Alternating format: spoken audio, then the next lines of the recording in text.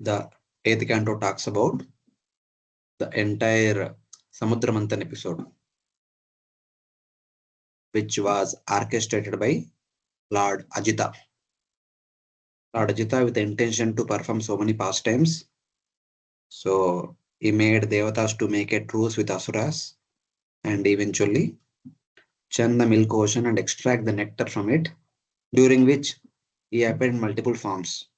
He appeared as Sahasrabahu, he appeared as Kurma, he appeared as Dhanvantari, he also appeared as Mohini Murti. These are different avatars manifested during Samudra Manthan episode. And also, he also glorified Lord Shiva. So, in the last chapter, we saw that. And tomorrow is Mahashivaratri. The entire India is getting ready for that. ISKCON calendar shows it is day after tomorrow. But many places in India, they are celebrating tomorrow only. So, in any case, it is the festival which is dedicated to glorify Lord Shiva. So, here we saw in the 12th chapter, Lord Shiva was glorified by Lord Vishnu himself. And Lord Vishnu is glorified by Lord Shiva. So there we can understand what kind of devotee Lord Shiva is towards Lord Vishnu. That we can understand from the previous chapter. Now, chapter 13 and chapter 14 are little interesting because in these two chapters, we will understand briefly what are the future Manus are going to be. The Bhagavatam is giving a hint about who will be the rulers of the entire universe in the upcoming Manvantaras. Starting from Canto 3 until the mid of Canto 5, the Bhagavatam entirely describes that the first Manvantara, Swayambhu Manvantara. In Canto 3, there is a discussion about the primary creation, secondary creation, within which the Swayambhu Manu and Shatrupa appeared. They were married. They begot 5 children. Priyavrata, Uttanapada, Akuti, Prasuti, Devahuti. And specifically, Devahuti and Kardama's marriage and their children, 9 daughters and Lord Kapila. And Lord Kapila's teachings to all of us through the medium of Kardama and Devahuti. That is what is explained. Then the 4th canto, first chapter, there is a discussion about the lineage of 3 daughters, Akuti, Prasuti, Devahuti. Then from in that context, the Dakshayagna is also explained. Then starting from chapter 8 all the way until 31st, last chapter of this third, 4th canto, there is a discussion about Uttanapada and his descendants who ruled over entire Bhumandala for the first half of the Swayambhu Manvantara. Then during the second half of the Swayambhu Manvantara, Priyavrata, Agnidra, Nabi, Rishabhadeva, Bharata Maharaj and Bharata Maharaj descendants, they all ruled. So in that way, in the 15th chapter, Swayambhu Manvantara is completed. But later on, in the remaining part of the 5th canto talks about the universe, the structure of the universe, etc. Then, in the 6th canto, there is a discussion about Chakshusha Manvantara. What happened after the first Manvantara, Bhagavatam at that point of time does not describe. Directly, it goes to the second half of the Chakshusha Manvantara. In the middle of which, Lord Matsya appeared. He informed King Satyavrata that there is going to be a pralaya in 7 days. So I will come again with a boat and I will protect you. So somehow Lord Matsya protected few people, few important people. Otherwise, rest all died. Bhuloka, Bhurloka, Swargaloka, Atala, Vitala, Sutala, Talatala, Mahatala, Tatal, Patal. They all died. In order to recreate all these people, Lord Brahma employs Daksha. So under what condition Daksha is employed, etc., are being described in the 6th canto. So Daksha begot 10,000 Aryashvas, 1,000 Savalashvas, eventually 60 daughters. And who are the descendants of those 60 daughters is the subject matter. That has been explained. All the 60 daughters were married to different personalities. Dharma, Moon, Atharva, Krashava, Bhuta, and Kashyapa. And especially Kashyapa married 17 and their descendants explained. So while explaining the descendants of these Kashyapa through his different wives, there was a discussion about Vishwarupa and how Vishwarupa was the son of Tashta. Aditi is one of the sons. One of the sons of Aditi was Tashta. Tashta's son was Vishwarupa. He was accepted by Devatas as the priest. And somehow his mother is from Asura lineage. He was also favoring Asuras. Indra cut off his neck just to take revenge of his son's death. Tashta created another son. That was Vritrasura. So there was a lot of discussion about Vritrasura and Vritrasura's previous birth and all, everything was discussed. But Acharya says that this pastime of Vritrasura, King Chitraketu was the ruler during Chakshusha Manvantara. But, okay, that is not clearly mentioned. But Vritrasura appeared at the very beginning of the 7th Manvantara and fought with Indra and all. After Samudramanthan episode, the Devatas were happily ruling over the universe and Chakshusha Manvantara completed and Vaivishta Mantra started. That was the time, I suppose, Indra was kind of little bit, yeah, yes, I have received everything and no need to worry for anybody, something like that. So the 6th canto talks about what was that? I think Durvasumuni. Durvasumuni comes with a garland and Indra did not respect it. As a result of that, Indra was supposed to lose all his opulences and something like that. It went ahead. So eventually he had to fight with Rudrasura and all. But Rudrasura's fight took place in the 7th Manvantara at the very beginning. At the beginning of the Treta Yuga of the first Chatur Yuga. That was mentioned in the Acharya's commentaries. So then in the 7th canto, there is a later on, there is a discussion about the children of other wives of Kashyapa. In that matter, there is a discussion about Diti. Diti's 2 children, Hiranyaksha, Hiranyakashipu, they were killed by the Lord. Then Diti want to take revenge. She want to have a son. But Kashyapa instructed her to do Pumshavana Vrata. Eventually, she gave birth to 49 Marus. They became Devatas. She was happy. Things settled. But Parikshit Maharaj heard about Hiranyaksha, Hiranyakashipu and he raises a question in the 7th canto about that. Then there is an entire discussion about Hiranyaksha, Hiranyakashipu and all. That entire pastime comes in the 7th canto. So all that happened in the Chakshusha Manvantara. 6th Manvantara only it happened. So Hiranyaksha, all these descendants of Kashyapa's wives, they all born in the 6th Manvantara only. The pastimes of Lord Varaha fighting with Hiranyaksha, Lord Narasimhadev fighting with Hiranyakashipu, they all took place in the 6th Manvantara. After Hiranyakashipu and Prahlad gave Sarga to Indra, he was ruling over the lower planetary systems. After some time, he made his son Virochana the next king. And Asuras went to Virochana. They said, hey, Virochana, this Svarga actually everything belongs to your grandparents, your father. Because of some kindness he gave it, but we should get it back. So Virochana fought against Devatas and he got it back. But Devatas came as Brahmana, disguised as Brahmanas and begged for a charity. Virochana said, okay, what charity you want? Devatas said, we want your head. So he gave his head in charity. He died. At that time, Bali was in Gurukul. When Bali came back, he was made the next king. And he was told, hey, Indra cheatingly killed your father, stole away the entire kingdom. We have to take revenge. So Bali immediately defeated Indra. I suppose that time Indra was in kind of mesmerized by all these heavenly opulences and he was listening to a music concert. And Brahaspati came, it seems. No, that will come in the next chapter. Not now, I suppose. So, but anyway, Bali defeated him and Indra and all went and took shelter of Lord Vishnu. Lord Vishnu told make a truce. So they made a truce and then they were both came together and churned the milk ocean, during which Lord Ajita, the Manvantara avatar of the 6th Manvantara, helped them. All these avatars appeared.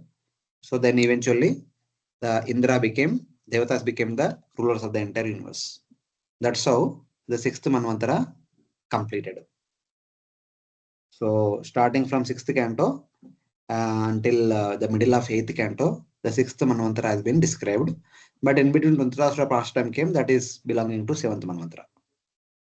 But Priyavrat Maharaj want to know everything in order. So then, in the eighth canto, in the beginning, he gave brief summary of the first Manvantara, second Manvantara, third Manvantara, fourth Manvantara. In fourth Manvantara, the Manvantara avatar was Lord Hari, who protected Gajendra. Then Parikshit says, no, I want to hear about this pastime in detail. There was a discussion. Then fifth Manvantara, Lord Vaikuntha appeared. In sixth Manvantara, Lord Ajita, who assisted Devatas and Asuras in churning the milk ocean and extracted nectar. Parikshit says, I want to hear in detail. So that discussion is there. Now, 7th to 14 Manvantaras are very briefly, without any pastimes, very briefly mentioned. While mentioning, in the 7th Manvantara, there is a wonderful pastime took place that Lord appeared as Vamana. So hearing that, the 15th chapter, Parikshit Maharaj asked the question, I want to hear about Vamana completely. Then, chapter 15 to 23, there is entire discussion about Lord Vamana. Like that, the remaining canto goes ahead. So, but however, this chapter specifically talks about the remaining Manvantaras. In the next chapter, since there are kind of people who are looking after the Manvantara period, like Indra, Devatas, Saptarushis, Manu, Manuputras, and Manvantara Avatara. So in the next chapter, there is a inquiry and answer about what are the responsibilities of these 6 people that will be described in the next chapter. So what kind of responsibilities, what kind of services all these 6 people do it. Of course, it is anyway understood, but still, just to give us all details at one place, the next chapter talks about that. But this canto talks about 7th to 14th Manvantaras. Who are these 6 people? Briefly, their names are mentioned. That's all. So let us see now. The 13th chapter briefly describes in order more Manvantaras starting with the 7th one with the 6 specific qualities. So 13th and 14th mainly talks about the activities of the 6 people of each Manvantara, 7 to 14 Manvantaras. 15 to 23 pastimes of Bali Maharaja and Vamana Deva, Vaivashna Manvantara. And 24th chapter, pastimes of Lord Matsya. 6th are Chakshusha Manvantara. Lord Matsya appeared during Chakshusha Manvantara only. That pastime comes in this 8th canto itself. But why this pastime Bali, Lord Vamana's pastime is 7th Manvantara. So here you can see 14th Manvantara, 13th, 12th, 11th, 10th, 9th, 8th, and 7th. Little more details about 7th, but other remaining all just briefly mentioned. So all these Manvantaras, who are the 6 category of people? Their names are indicated. So Bhagavatam talks about these future people in advance only. So in that way. Let us see. Sri Shuka Uvacha.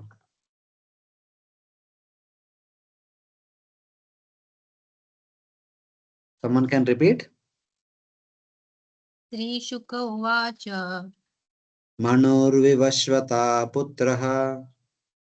Manurvivasvata Putra. Shraddha iti Shrutaha. Shraddha iti Shruta. Saptamo Vartamano Yas. Saptamo Vartamano Yas. Tad Apatyani Me Shrunu. Tad Apatyani Me Shrunu. Shukadeva Goswami said, the present Manu, who is named Shraddha is the son of Vivaswan, the predominating deity of the sun planet. Shraddha is the 7th Manu. Now please hear from me as I describe his sons. Sorry. Hare Krishna, all of you are able to hear me now? Yes, Prabhuji. Okay. So, Sukadeva Goswami said, the present Manu, who is named Shraddha Deva, is the son of Vivashwan. This Shraddha Deva is none other than King Satyavrata of the sixth Manvantara, who was protected by Lord Matsya during that Pralaya. So, in that way, we have to understand. The present Manu, who is named Shraddha Deva, is the son of Vivashwan, the presiding deity on the sun planet. Shraddha Deva or Vaivashvata Manu is the seventh Manu. Now, please hear from me as I describe his sons. So, basically, it's going to talk about the sixth category of people during the seventh Manvantara. So, seventh Manu is Shraddha Deva. After Manu, there are Manu Putras who will be taking care of that ruling afterwards. So, in this way. Ikshvakurnabagaschaiva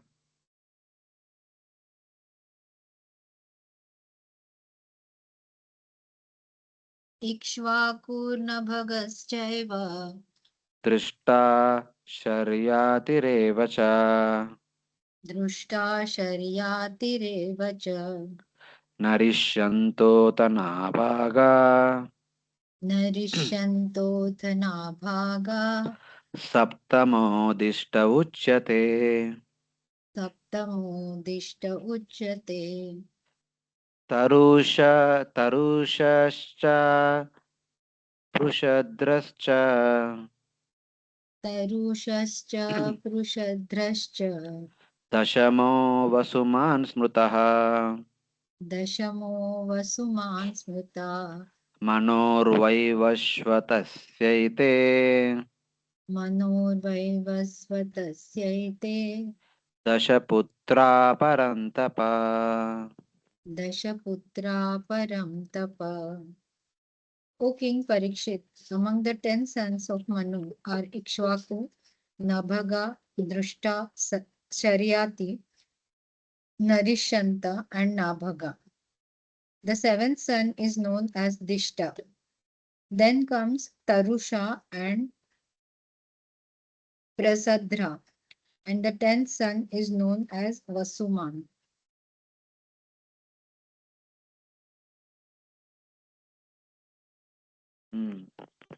So, later on in the ninth canto, it will mention that Shraddha actually had a first son. His name was Sudhyumna. So basically, they did not had any children. In order to have children, they were performing a yajna. During the yajna, the king said to the priest, I want to have a son. But the queen, at the last moment, she said, I want to have a daughter.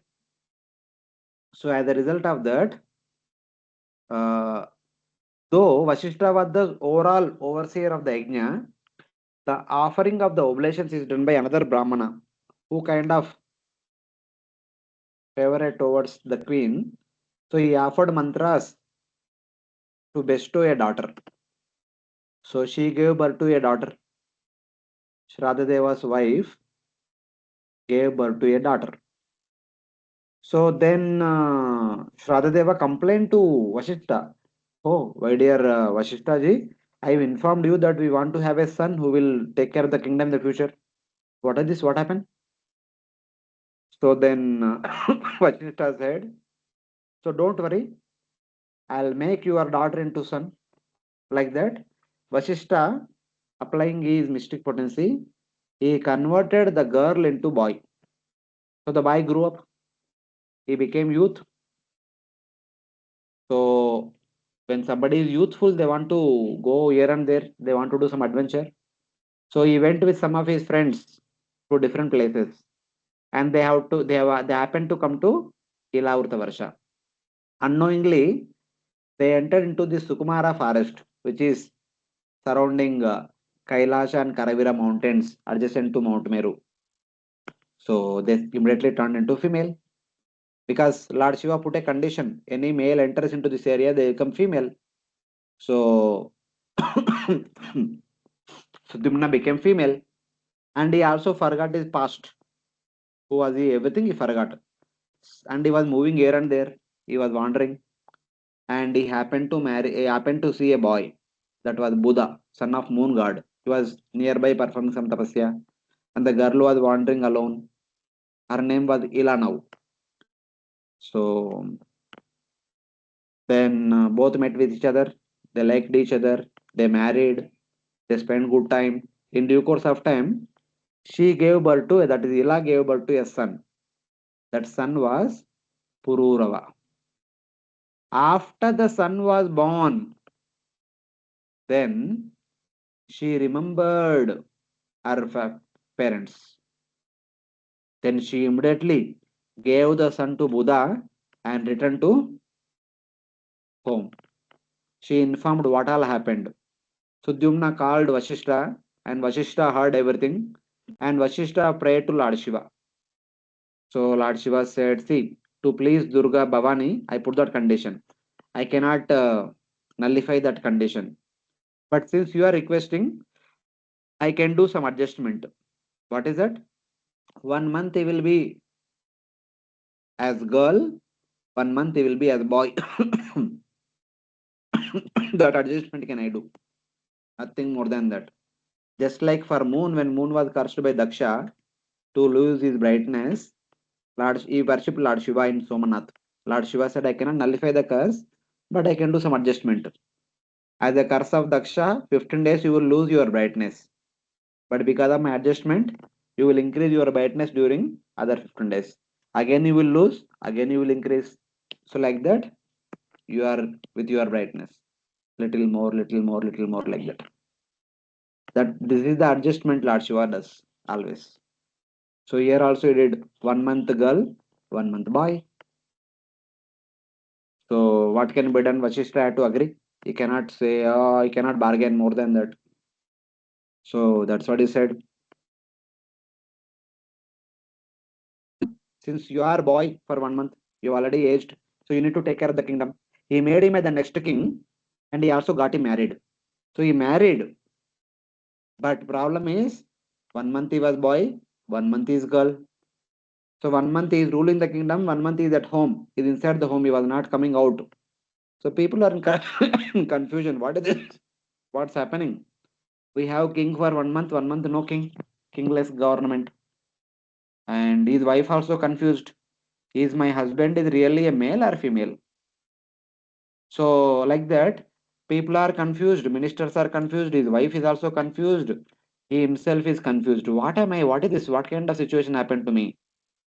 This happened because father wanted a boy, mother wanted a girl. So the first daughter was born, converted into boy, and became girl. Again converted into boy, girl, boy, girl, boy, girl. So destiny cannot be changed. That's what that this is what is called the Garbhadana Sanskar. So that is a sanskar. Mother wanted daughter, father wanted boy. So both boy is there and girl is there. So in that way both are happy. But this fellow is not happy. So after some time, he left the kingdom, he left the wife and went to the forest to spend his remaining life. So since there was no one to rule the kingdom, Shraddha once again performed a great sacrifice. This time he was very clearly told Vashishta, I want to have many sons, no girl. Very clearly. He also reprimanded his wife. Don't unnecessarily, don't meddle with all this thing. We are kings and we need to have a future king. Then the Yajna bestowed them 10 sons. These are the 10 sons. Ikshvaku, Nabaga, Drushta, Sharyati, Narishantya, Nabaga, Dishta, Tarusha, Prushrada, and Vasuman. Of these 10 sons, Ikshvaku succeeded. He was the successor of Shradadeva. Shradadeva ruled for some time. Of course, Sudyumna ruled only very small time, maybe 1 year or so, not more than that. But after After Shradadeva, Ikshvaku is the next son. So in that way, the Sun dynasty, the Surya Vamsha continued. So sun god, son Shradadeva is the first king during the seventh Manvantara. Afterwards, Ikshvaku and Ikshvaku's children, they continued to rule. Some of other sons also became rulers. They remain always subordinates. So this is Solar dynasty or Surya Vamsha. And because Sudyumna, who transformed into Ila, she married Buddha. Buddha was the son of moon god. And she gave birth to Pururava. But anyway, Ila put Pururava under the care of Buddha and came back. So he was the son of Buddha. And Buddha is the son of Chandra. And Pururava is also made as the king for some province. Because somehow Shradadeva agreed. So whatever it is, my son has transformed into daughter and daughter gave birth to a child. So he should become king for some area. So he cannot be left like this. He should be taken care. So he and his descendants are called as Chandravamsha. So that's how Sudyumna is the cause for both Suryavamsha and Chandravamsha. So in that way.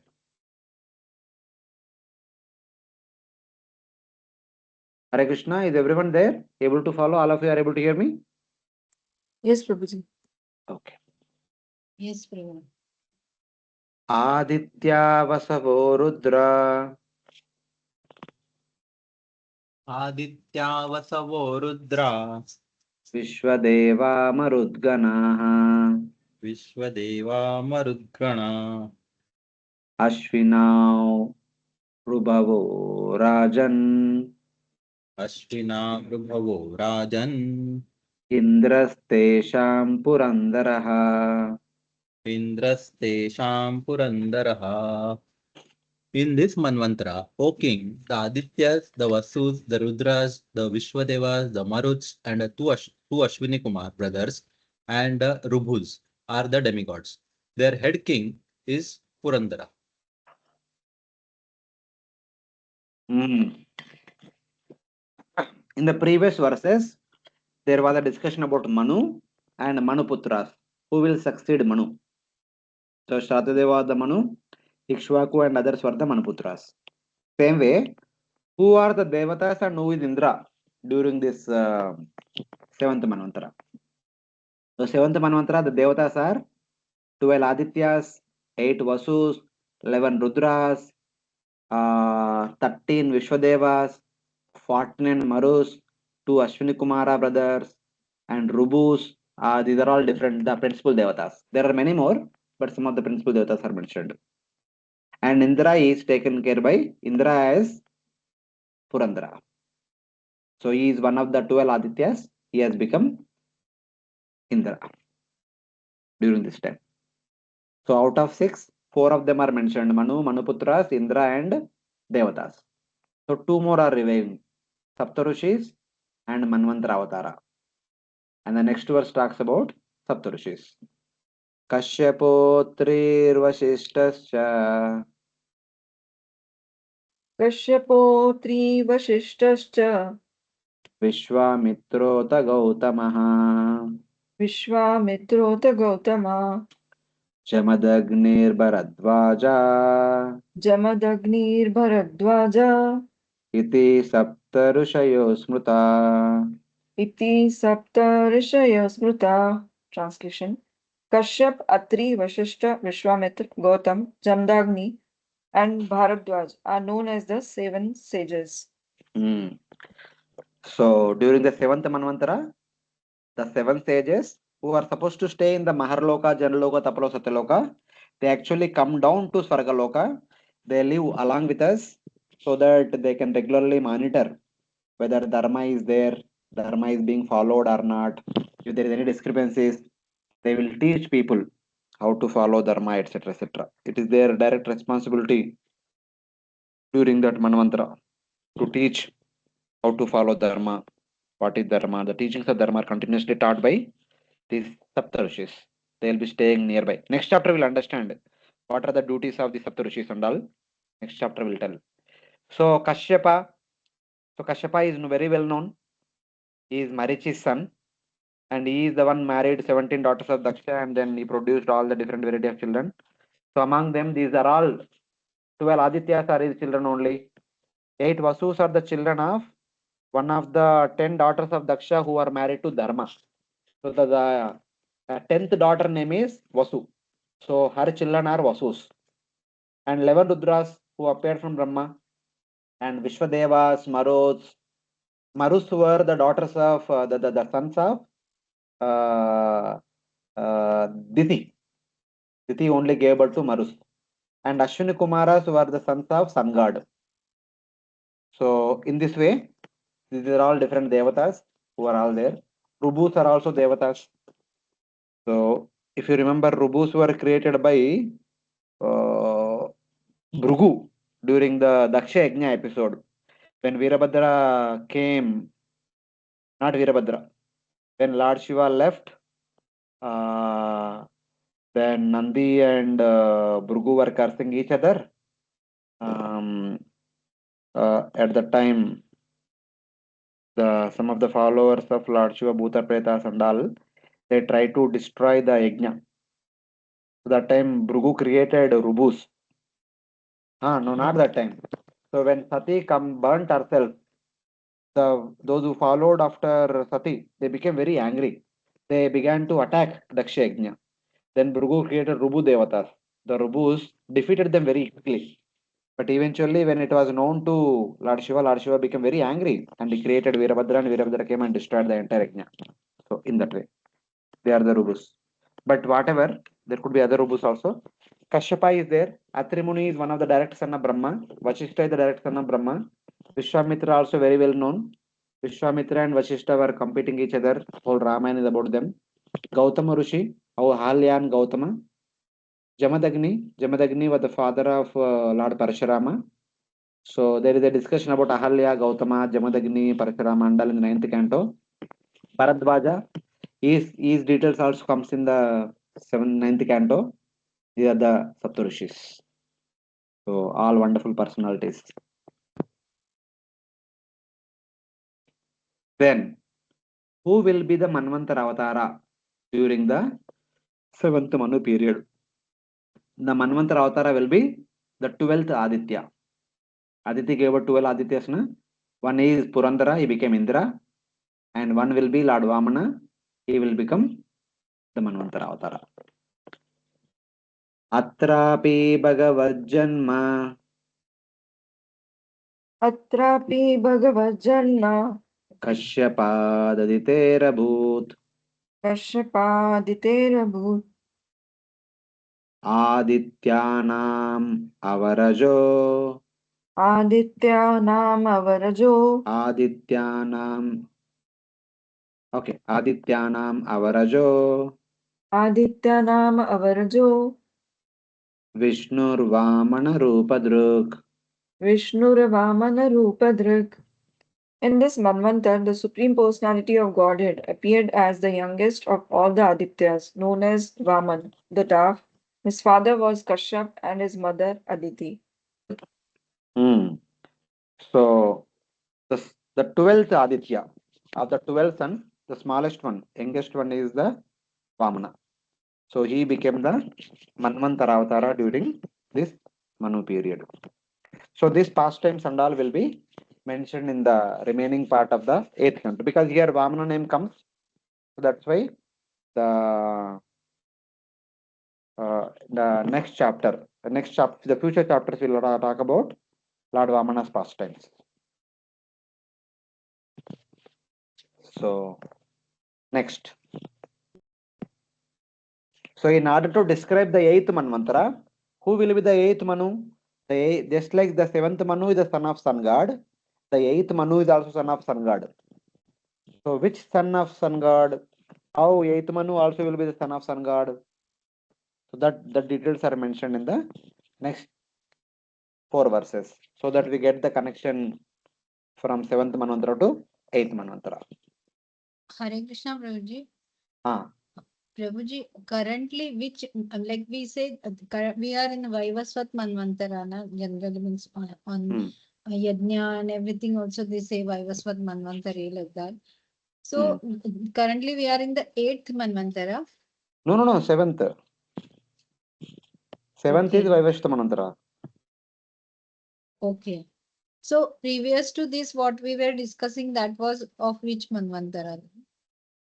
The pastime of Samudra Manthan. No. All the till now in this chapter, whatever That is we 7th discussed. Manvantara. That what 7th we only. discussed in the previous verses is 7th Manvantara. Okay. See, Okay. the present Manu. The present Manu is Manu Vivashvata is known as Vaivashvata Manu. Prabhuji, actually the confusion created because we say the Vaivasvat Manu means currently the Manu is Vaivasvat, but here it is said the present Manu is known name as Shraddha Deva, the son of But Vivasvat. who is Right. he is son of Vivashwan, that's why he is called Vaivashvata. Oh. So Vaivasvat is the name of Shraddha Deva only. See, Arjuna is called as Kaunteya or Okay. Pandava. Pandava means son of Pandu. Kaunteya means son of Kunti. Same way Vaivashvata means son of Vivashwan. Okay. Shraddha is original name. Understood. Yeah. Thank you. In that way.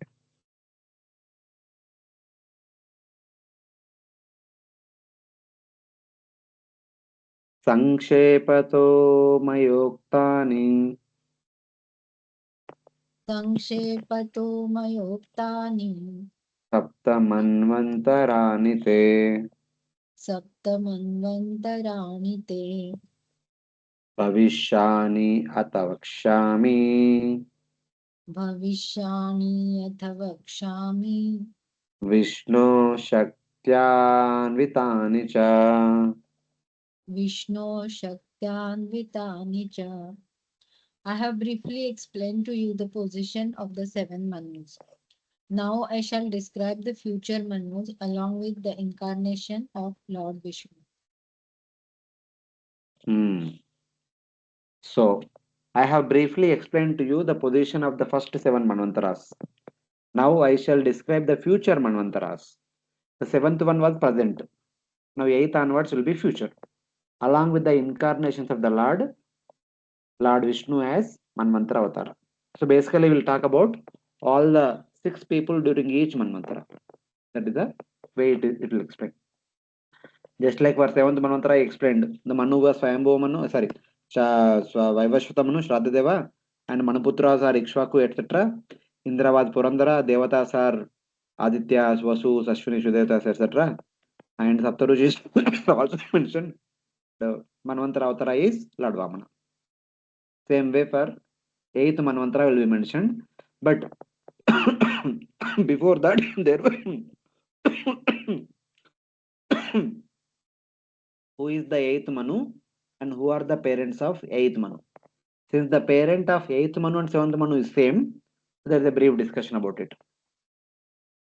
Vivashvatascha dvejaye विवस्वतश्च द्वे जाये Vishwakarma sute ubhe Vishwakarma सुते उभे Samnya chaya cha Rajendra संज्ञा छाया च Rajendra ye prag abhite tava.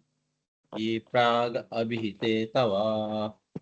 O king, I have previously described the 2 daughters of Vishwakarma named Samnya and Chaya, who were the first 2 wives of Vivaswan. Hawking, in 6th canto I mentioned how in the 6th canto there was a discussion about Daksha's 60 daughters marrying different personalities. Among them, 17 married Kashyapa. One among the 17 were Aditi. So Aditi gave birth to 12 sons. So one of the 12 sons was Purandara, we have seen. Another of the 12 sons was Twashta, we have all discussed. Another 12 sons is Lord Vamana, we just discussed. And like that, one among the 12 Adityas is Vivashwan, sun god. So there, So the 12 Adityas, their marriages, their children are also mentioned in the 6th canto. So in that context, there was a mention of the two daughters of Vishwakarma married Surya. They are Samnya and Chaya, who are the first two wives of Vishwakarma. That means, in addition to these two, Surya will have another wife also. That is also mentioned now. Now let us see. Who are the children of Sanya? Who are the children of Chaya? And who are the children of another wife? Tritiyam vadvam yeke. Tritiyam vadvameke Tasam samnya sutastrayah. tasam sangya sutastraya Yamo yami shraddha devas. yamo yami shardadevas Chayayascha sutan shrunu. chayayascha sutan shrunu. It is said that the sun god had a third wife named Vadava. Of the three wives, the wife named Samjna had three children, Yama, Yami, and Shardadeva.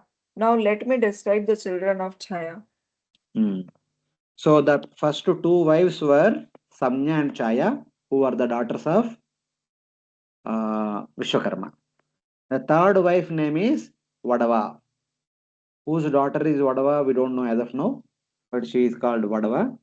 Of the three wives, the first wife named Sanya had three children. Yama, Yami means Yamuna, and Shraddha Deva. So we discussed about Shraddha Deva, who is the son of sun god, who became the seventh Manu. He is the son of Samnya and Surya. So Shraddha Deva's co-brothers were Yama and Yami. So it seems that Shraddha Deva was the first son, and then Yama and Yami were twins. So Yama became Yamaraj, and Yami is Yamuna Nadi Kalindi. So in that way, they are there. We hear about them also in Bhagavatam at various places. Kalindi is there in the 10th canto. So Yamaraj is the one of the 12 Mahajanas, very important person. So they're all there. So Shraddha is the son of Samya. Now hear about the children of Chaya, the second wife. Savarni stapati kanya Savarni stapati kanya bharya samvaranasya ya bharya samvaranasya ya shanaishara strutiyo bhut shanaishchara bhut ashvinau vadavatmajau. ashvinau vadavatmajo. Chaya had a son named Savarni and a daughter named Tapti, who later became the wife of King Samvarana. Chaya's third child is known as Shanishchara, Saturn. Vadva gave birth to two sons, namely the Ashwini brothers. So while Samya gave birth to three children, Shraddha and two twins, Yama and Yami. Similarly, Chaya also gave birth to two children. One is Savarni, the next one is the daughter Tapati. So Tapati also a river. We are in India, Narmada, Tapati, etc. We must have heard since childhood that Tapati is the daughter of Chaya. And then Savarni will be the future Manu. The eighth Manu is Savarni. So for Savarni only all these lineage are mentioned because he will be the son of Chaya and Surya. He is already born and he will become the eighth Manu. Who later then Tapati became the wife of King Samvarana. Who is this King Samvarana? I don't have any idea as of now. He might be mentioned in the other part of the Bhagavatam. Chaya's third child is known as Shaneshchara. Also, she gave birth to Shani, the third son. Just like our Samnya gave birth to three children, two sons and one daughter. Similarly, here Chaya also gave birth to two sons and one daughter.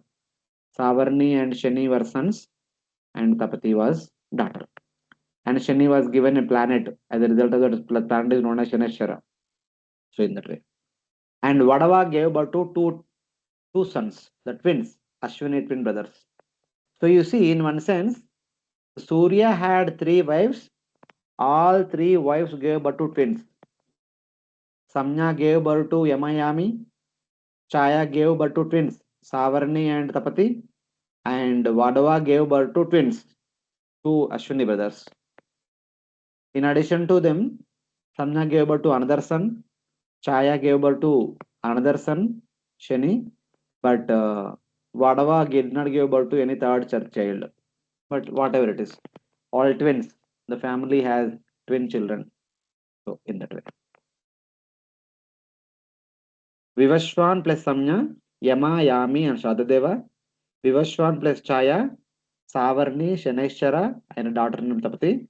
Vivashwan plus Vadava, twin Ashwini brothers. So these are the children. These are the children of sun god through his three wives. So now the eighth Manu will be explained. The eighth Manvantara period will be explained. Eighth Manu is Savarni. So from there the connection comes. And fifth canto said, Narada Muni was offering prayers unto Naranarayan Rishi. He said, Savarni is studying under the Gurukula of Narada Muni. While teaching about Jnana, Yoga, and Bhakti to Savarni, Narada Muni offering prayers unto Naranarayan Rishi in the upper Himalayas. Savarni is already born. He is currently studying under the Gurukula of Narada Muni.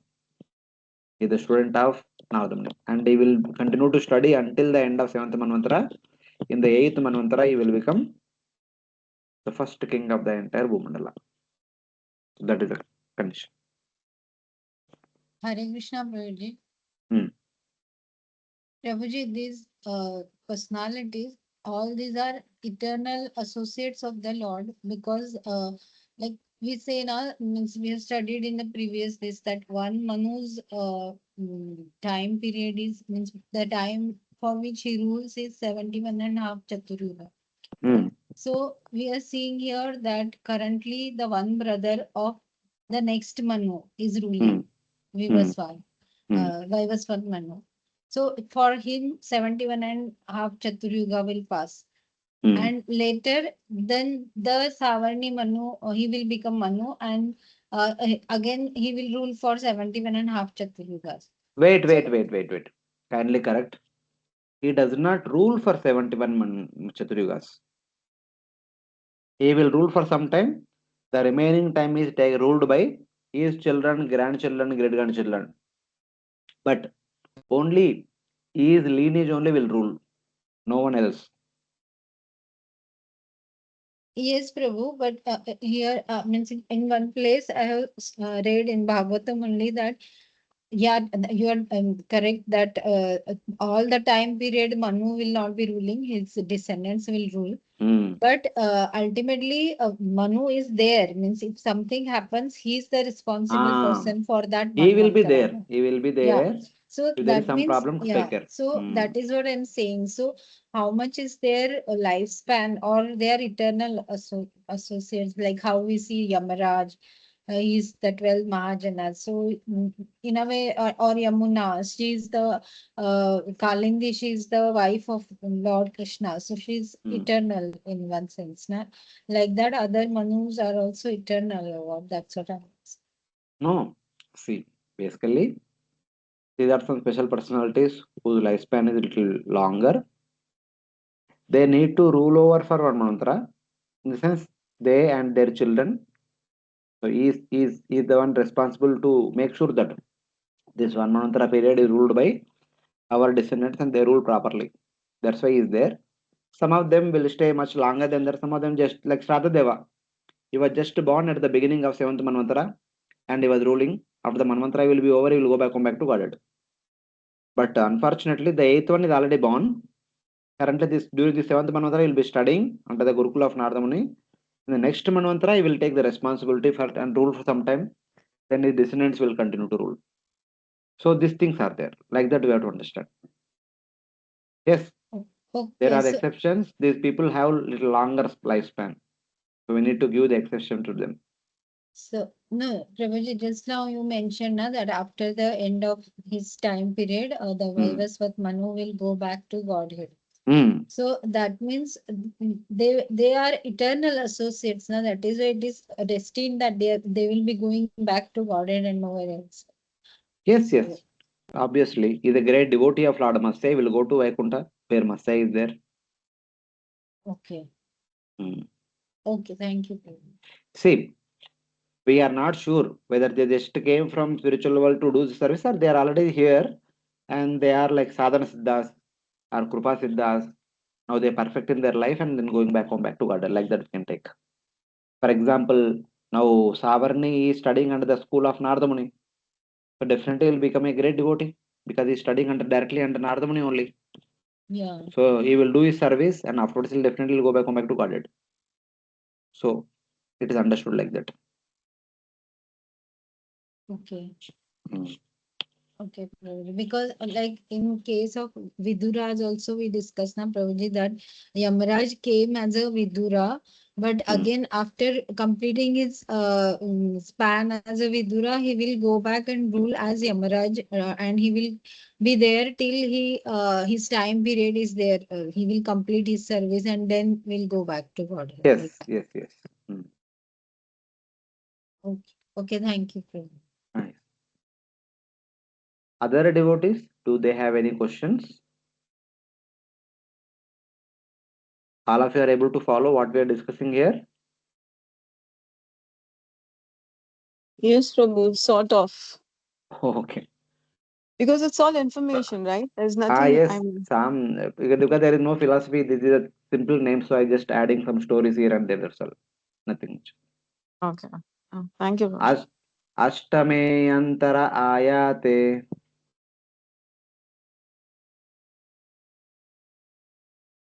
अष्टमे अंतर आयाते Savarnir Manuhu सावर्णीतार भविता Manu Nirmoka Virajskadhya निर्मोक विरजस काद्या Savarni Tanayandrupa. Savarni Tanaya नृप. O king, when the period of the eighth Manu arrives, Savarni will become the Manu. Nirmoka and Virajasaka will be among his sons. Hmm. Even though he's already born, he's studying under Narada Muni currently. But when eighth eighth Manvantara starts, he will be the Manu, and his children were Nirmoka and Virajaksha. They will follow after him. They will continue after him, ruling over the Bhumandala. Tatra Deva Sutapasvo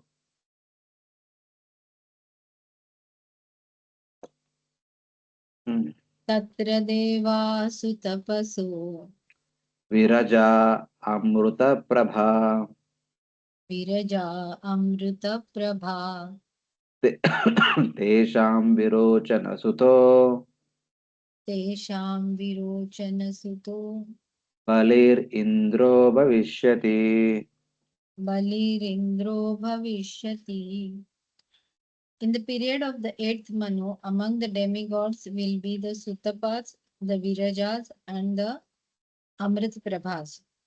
The king of the demigods, Indra, will be Bali Maharaj, the son of Virochana. Hmm. During the period of the eighth Manu, the Devatas will be Sutapas, Virajas, Amruta Prabhas, and Indra will be Bali Maharaj. So, why Bali becomes Indra, that will be explained in the later part of the eighth canto. We will understand. So, here four people are mentioned Manu, Manuputras, Devatas, and Indra. And two more are remaining Manvantara Avatar and Saturishis. Tatve Mam Yachamanaya Datve mam yajamanaya Vishnave Padatrayam Vishnaveya padatrayam Radham Indrapadam Hitva Adham Indrapadam Hitva Tataha Siddhim Avapsyati. Tata Siddhim Avapsyati. Bali Maharaj gave a gift of 3 pieces of land to Lord Vishnu, and because of this charity, he lost all the 3 worlds. Later, however, when Lord Vishnu is pleased because of Bali's giving everything to him, Bali Maharaj will achieve the perfection of life. So now the reason is explained. Why Bali attained, Bani will become the king of heaven. Next mantra. Bali Maharaja gave a gift of 3 pairs of land to Lord Vishnu in the form of Vamana, and because of this charity, he lost all the 3 worlds. Later, Bali Maharaja, after achieving the post of Indra during the 8th Manvantara, will give up the post and achieve perfection. So that time, after ruling over the entire universe by becoming Indra for one Manvantara, he will go back home back to Godhead. So till then he has to stay here. Yosau Bhagavata Baddha योऽसौ भगवता बद्धा Pritena Sutale Punaha प्रीतेन सुतले पुनः Niveshito Dike Swargad निवेशितोऽधिके स्वर्गाद् Adunaste Swaradiva. अधुनास्ते स्वराडिव. With great affection, the personality of Godhead bound Bali and then installed him in the kingdom of Sutala, which is more opulent than the heavenly planets. Maharaj Bali now resides on that planet and is more comfortably situated than Indra. With great affection, the Lord bound Bali and then installed him in the kingdom of Sutala, which is greater than Swarga. Maharaj Bali now resides on that planet like an emperor. So currently, Bali Maharaj is staying in Sutala Loka, in a place specially man created for him, and is living with opulences more than that of Indra. That is being indicated. He who was installed in Sutala remains there now till the end of the 7th Manvantara. In the 8th Manvantara, he will become the Indra. So the reason was, after defeating Indra, Bali wanted to remain as Indra, but anyone cannot remain as Indra for a long time without proper qualification. The qualification is they are supposed to perform 100 yajnas. So then Bali performs one after the other 100 yajnas. When 100th yajna was going on, that time, just before that, Aditi was feeling so sorry. What is this? What's happening? My sons will become powerless, positionless, all these things. So she prayed to Lord Vishnu. Lord Vishnu agreed to become her son. And Lord Vishnu said, currently Bali is so powerful, fighting with him, we can never defeat him. So I will become as your son. I will do the needful so that your other sons become the rulers of heaven. Then Lord Vishnu himself appeared as the son of Aditi, as the eighth son. And since Bali already completed 99, this is 100th yajna. Lord Vishnu personally went there. Since Lord Vishnu personally went there, even the 100th yajna is also complete. Then Bali is supposed to be the Indra because he did 100 yajnas, so he should be the Indra. But however, since Lal already appointed Purandara the Indra for 7th Manvantara, Lord told Bali to become the Indra for 8th Manvantara. But however, since Lord was there, Bali would have asked, my dear Lord, I don't want to become Indra, please take me back home back to Godhead. Since Bali did not ask that, so Lord thought, okay, you want to become Indra, it seems, let him become Indra. So Lord allowed him to stay in Sutaraloka. He specially constructed a Sutaraloka is the abode of Asuras. But for Bali Maharaj, Lord requested Vishwakarma to construct a special palace. And he was there inside. There is a possibility that even then, Asuras can come and contaminate his consciousness. Again, he may wage war against Indra. So Lord said, no, no, don't worry. I will personally guard your palace so that no Asuras will enter into your palace and contaminate your consciousness. So may you remain always in this consciousness. And with that consciousness, you become Indra in the next mantra and become the ruler of the entire universe. So like that, Lord Vamana personally guarding the palace of Ali Maharaj in the Sutaloloka, so that he'll be peaceful. He will not be disturbed by other asuras. That was the reason. So, that was the that is the reason why Bali is becoming Indra in the 8th Manvantara. So now, 4 people are mentioned. Other 2 people, Saptarushis and Manvantara Avatara will be mentioned. Galavo Deeptiman Ramo Galavo Diptiman Ramo Dronaputra Krupastata Dronaputra Kripastata Rishyashringa Pitasmakam Rishyashringa Pitasmakam Bhagavan Badarayanaha Bhagavan Badarayana Ime Sapta Rushayastatra Ime Sapta Rishayastatra Bhavishyanti Swayogata Bhavishyanti Svayogata Idanim Asate Rajan Idanim Asate Rajan Sve Sva Ashrama Mandale. Sve Sva Ashrama Mandale. O king, during the 8th Manvantar, the great personalities Galava, Diptiman, Parshuram, Ashwathama, Kripacharya, Rishya Shringa, and our father Vyasdev, the incarnation of Narayan, will be the 7 sages. For the present, they are all residing in their respective ashramas. So now the Saptarishis are mentioned. Very nicely mentioned in Sanskrit, you see. O king, during the 8th Manvantara, the great personalities Galava, Deeptiman, Parashurama. Rama means Parashurama. Ashwathama. Here Ashwathama is mentioned as Dronaputra. If only Ashwathama is mentioned, somebody may think that okay, some other Ashwathama. No. Dronaputra only will become the one of the Saptarishis. Ashwathama. Krupacharya. Rishyashringa is a person in Ramayana. Ramayana, those who have read Ramayana, you understand. So, Janaka Maharaj, first he had a daughter. So, one of the friends, that's through Kausalya. So, one of his friend, Romapad Maharaj, he was childless. So, he requested, not Janaka, Bharat Maharaj, Dashrath Maharaj. Dashrath Maharaj and Kausalya, they had a daughter, that was Shanta. But when the daughter was born, one of his friend who was sonless, he requested whether he can take the daughter. That time Dashrath Maharaj thought that okay, anyway, first daughter only happened. I need a son. So he gave her to his friend. So that Shanta later on married to Rishyashringa. So Rishyashringa is one of the great sage. So he is a Rishi, but he is born with horns because this is a very interesting phenomena. In the Mahabharata also we see this, Ramayana also we see this.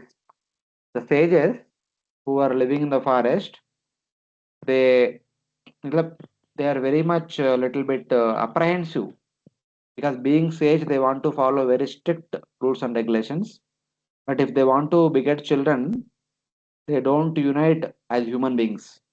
They take the form of another species and then beget children, like here Rishashringa's parents. Rishashringa's father was a great sage. Somehow he married one and they united in the form of deer. As a result of that, he will have a son who will be having deer's horns. Rishashtunga will be with the deer horn, something like that. That's why it's called Rishashtunga. So same way in the Mahabharata we see that Kindama Rishi, something like that. He and his wife were in the union. At that time, Pandu Maharaj shooted an arrow that killed both of them. So that is what we can see the Rishis. So somehow this Rishashtunga was eventually it is he who performed this Putra Kameshti Yajna. And from the Putra Kameshti Yajna appeared Rama, Lakshmana, Bharata, Shatrugna, all the 4 with a special personality. And Rishashtunga then Pitasmakam Bhagavan Badarayana. So if he says Vyasa, because every Kali Yuga will have one Vyasa. At the end of every Dwapara Yuga, one Vyasa will be born. Which Vyasa? So to avoid confusion, even though the seventh Manvantara might have 71 Vyasas, but our father, Pitasmakam, will become the next Saptarishi during the next Manvantara. So in that way, the incarnation of Narayana will be the seven sages because of their dedication to the Lord. For the present, they are all residing in their respective hermitages. Galava, Deeptiman, we don't know where they are staying.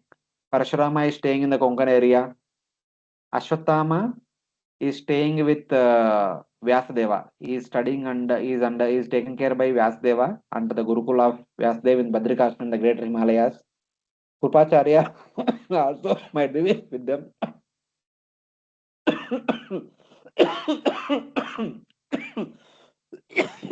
All these personalities sorry, are residing in the Greater Himalayas. So in that way, most of them.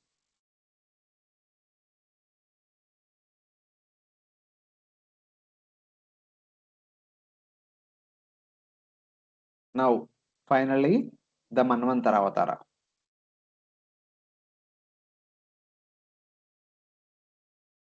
Deva, sorry,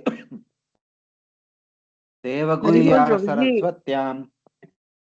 Haribol Prabhuji, if you want a break, you take a break. You're coughing. I mean, you're not well. No, this is okay. Fine. We'll go It ahead. is have some water. Hmm.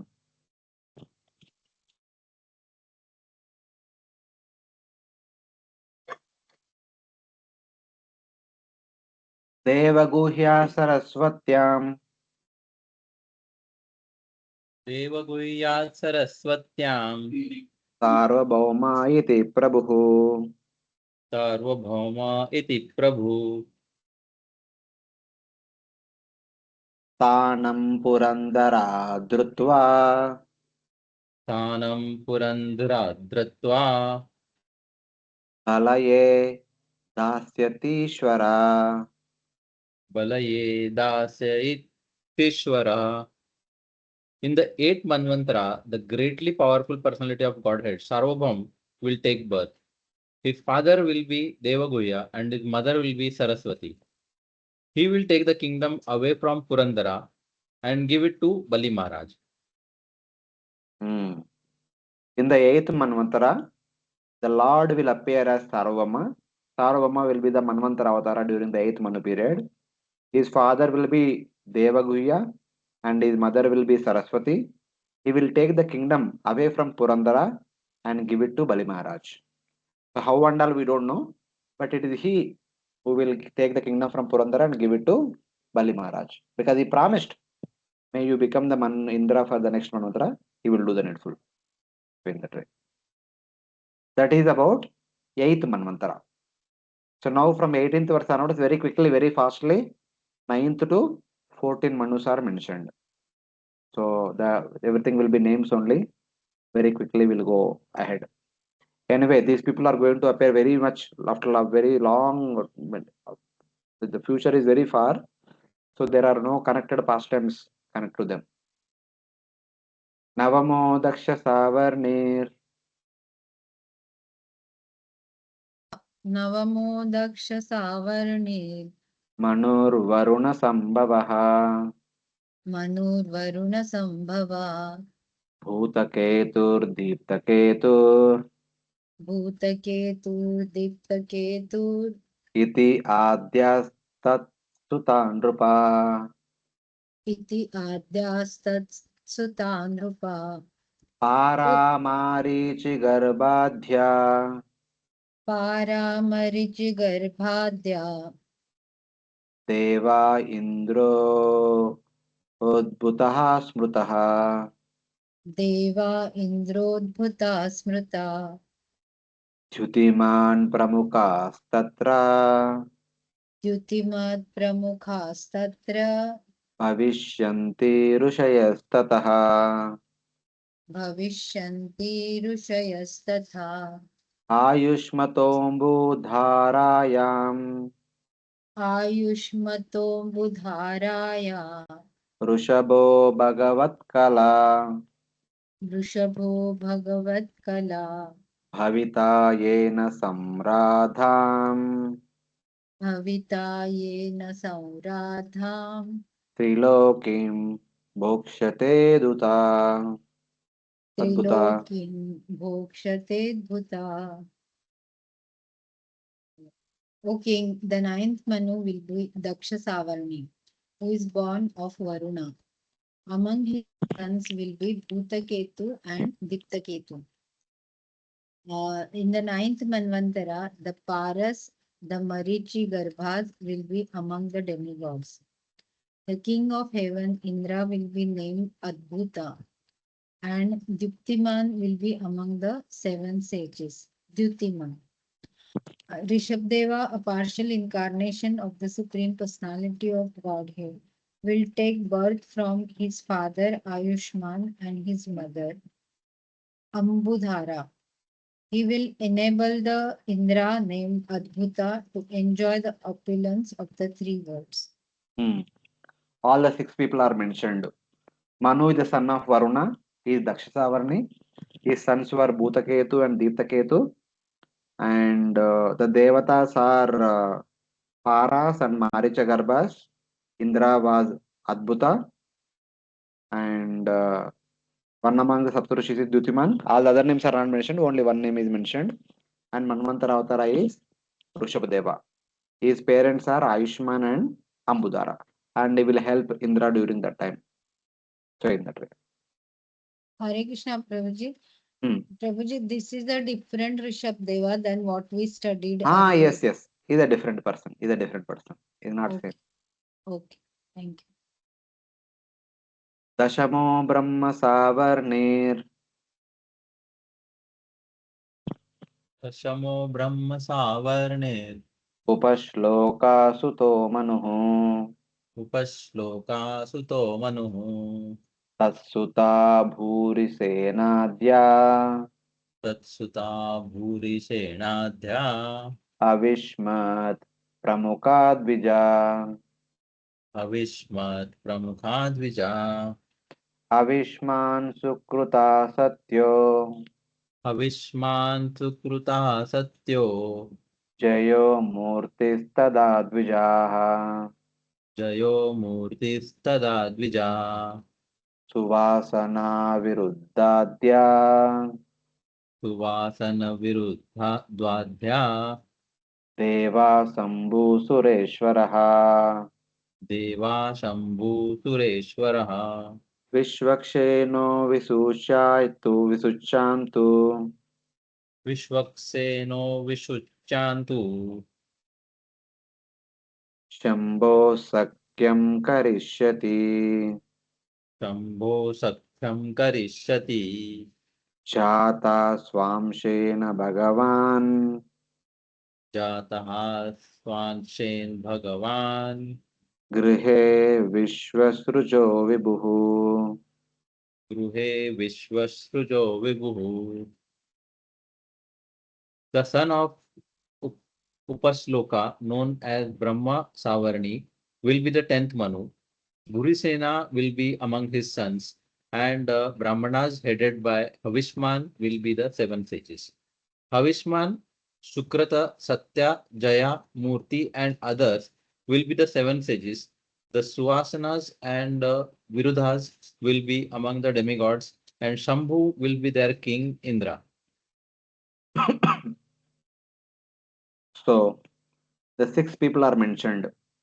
Brahmasavarni the Manu, Purusena is the Manuputra, Avishman is one among the Saptarishis. Other sages also mentioned Avishman, Sukruta, Satya, Jaya, Murti, the Saptarishis.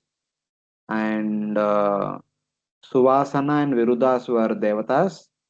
Shambhu will be Indra. And Vishwasrashta will be Manvantara Avatara. Will be friend of Shambhu. So in that way. Now, 11th Manvantara. Manurvai Dharma Savarnir मनुर्धर्म सावर्णे एकादशम आत्मवान् एकादशम् आत्मवान् अनागतस्तस्तुतश्च सत्तुसाच्च अनागतस्तत्सुतश्च सत्यधर्मादयो दशः सत्यधर्मादयो दश विहङ्गमा कामगमा विहङ्गमा कामगमा निर्वाणारुचयासुरा निर्वाणरुचयासुरा इन्द्रश्च वैद्रुतस्तेषाम् इन्द्रश्चावैधृते तेषाम् ऋषयश्चारुणादयः ऋषयश्चारुणादयः आर्यकस्य सुतस्तत्र आर्यकस्य स्तुतस्तत्र तत्र धर्मसेतुरिति स्मृतः धर्मसेतुरिति स्मृतः वैद्रुतायां हरेरंशस् वैधृतायां हरेरंशस् त्रिलोकीं धारयिष्यति त्रिलोकीं धारयिष्यति. In the 11th Manvantara, the Manu will be Dharma Savarni, who will be extremely learned in spiritual knowledge. From him, there will come 10 sons headed by Satya Dharma. The Vihangamas, the Kamagamas, Nirvana Ruchis, and others will be the demigods. The king of the demigods, Indra, will be Vaidhrata, and the 7 sages will be headed by Aruna. The son of Aranya, known as Dharmasetu, a partial incarnation of the Supreme Personality of Godhead, will appear from the womb of Vaidhartha, the wife of Aryaka, and will rule the 3 worlds. So here again 6 people are mentioned. The Manu will be Dharvasavarni and he had 10 sons. The eldest one is Satyadharma and Devatas are Vihangamas, Kamagamas, Nirvana Ruchis. Indra is Vaidruta. Saptarishis are headed by Aruna and Manvantara Avatara will be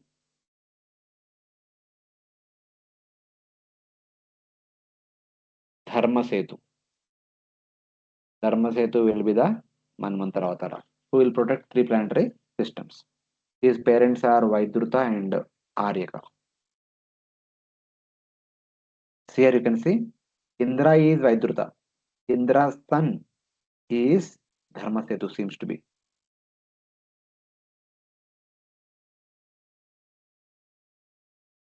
Next, 12th Manvantara. Avito Rudra Savarni भविता Rudra Savarni Rajan Dvadashamo Manuhu राजन् द्वादशमो Manu Devavanupadevascha देववानुपदेवश्च Deva Shrestadayo Sutaha देवश्रेष्ठादया सुता Rutadama cha Tatrendro ऋतधामा च तत्रेन्द्रो Devascha Aritadayaha देवाश्च हरितादया ऋषयश्च तपोमूर्तिस् ऋषयश्च तपोमूर्ति तपस्वी अग्निद्रकादय तपस्वी अग्निर्द्रकादया स्वधामाख्यो हरेरंशः स्वधामाख्यो हरेरंशा साधयिष्यन्ति तन्मनो साधयिष्यति तन्मनो अनन्तरं सत्यसहसा अनन्तरं सत्यसहसा अन्तरं सत्यसहसा अन्तरं सत्यसहसा सुनृताया सुतो विभुः Sundrutaya Suto Vibhu. O king, the 12th Manu will be named Rudra Savarni. Devavan, Upadev, and Devasreshta will be among his sons. In this Manvantara, the name of Indra will be Ruttadhama, and the demigods will be headed by Haritas. Among the sages will be Tapomurti, Tapasvi, Agnidhraka. From the mother named Sunarta and a father named Satyasaha will come Swadhama, a partial incarnation of Supreme Personality of Godhead. He will rule that Manvantara. The 6 people during this Manvantara are Manu is Rudra Savarni, Devavan, Upadeva, and Devasrishta were the Manaputras, and Rutadama are the Devatas. Indra is Rutadama, Haritas are the Devatas, Saptarushis were Tapomurti, Tapasvi, and Agnidraka, and Manvantara Avatara is Swadhama. His parents are Sunruta and Satyasaha. So like that. These are the people during 12th Manvantara. Next, San Manu Antaram means during the Manvantara. Satyasaha is the father. So next, 13th Manvantara. The 2 more Manvantaras are the 13th and 14th. Manustrayodasho Bhavyo Manustrayodasho bhavyo Devasavarniratmavan Devasavarniratmavan Chitrasena Vichitradya Chitrasena Vichitradya Devasavarni Dehaja Devasavarni Devaja Devasukarma Sutratma Devasukarma Sutratma Sanya Indro Divaspatihi Sangya Indro Devaspati Nirmoka Tattva Nirmokatattvadarshadhya Bhavishyanti Rushayastada Bhavishyanti Rishayastada Devahotrasya Tanaya Devahotrasya Tanaya Upaharta Divaspate Upaharta Devaspate Yogeshwaro Hare Ramsho Yogeshwaro Hare Ransho Bruhatyam Sambhavishyati. Prahatyam Sambhavishyati. The 13th Manu will be named Deva Swavarni, and he will be very advanced in spiritual knowledge. Among his sons will be Chitrasen and Vichitra. In the 13th Manvantar, the Sukarmas and Sutramas will be among the demigods. Devaspati will be the king of heaven, and Nirmamukha and Tattvadarsha will be among the 7 sages. The son of Devhotra, known as Yogeshwara, will appear as a partial incarnation of the Supreme Personality of Godhead. His mother's name will be Brahati. He will perform activities for the welfare of Devaspati. So in this Manvantara, the 6 people are Manu is Devasavarni, Manuputras are Chitrasena and Vichitra, and Sukarmas and Tutratmas are Devatas, Divaspati is Indra, Nirmoka Tattvadarsha are 2 among the 7 sages, and Yogeshwara will be the Manvantara Avatara. His parents are Devahotra and Bruhati. So these are the people who will be there during the 13th Manvantara period. The Lord will do beneficial acts for Divaspati Indra, who will be his friend. Next, in the last 14th Manvantara, Manurva Indra Savarnis Manurva Indra Savarnis चतुर्दशमयेष्यति चतुर्दशमयिष्यति कुरु गम्भीरा बुधा बुधाद्या उरुगम्भीरबुधाद्या इन्द्रसावर्णिवीर्यजा इन्द्रसावर्णिवीर्यजा पवित्राश्चक्षुषा देव पवित्राश्चक्षुषा देवा शुचिरिन्द्रो भविष्यति शुचिरिन्द्रो भविष्यति अग्निर्बाहुः शुचिर्शुद्धो अग्निर्बाहुः शुचिर्शुद्धो मागधाध्यास्तपस्विनः मागधाद्यास्तपस्विना तत्रायणस्य तनयो सत्रायणस्य तनयो बृहद्भानुस्तदारिः बृहद्भानुस्तदा हरि वितानायां महाराजा वितानाया महाराज क्रियातन्तून्वितायिता क्रिया तन्तुन्वितायिता. The name of the 14th Manu will be Indra Savarni. He will have sons like Uru, Gambhira, and Buddha. The Pavitras and Chakshusas will be among the demigods, and Suchi will be Indra, the king of heaven. Agni, Bahu, Suchi, Shuddha, Magadha, and others of great austerity will be the seven sages. O King Parikshit, in the 14th Manvantara, the Supreme Personality of Godhead will appear from the womb of Vitana, and his father's name will be Satrayana. This incarnation will be celebrated as Bruhadbhanu, and he will administer spiritual activities. So this is about 14th Manvantara.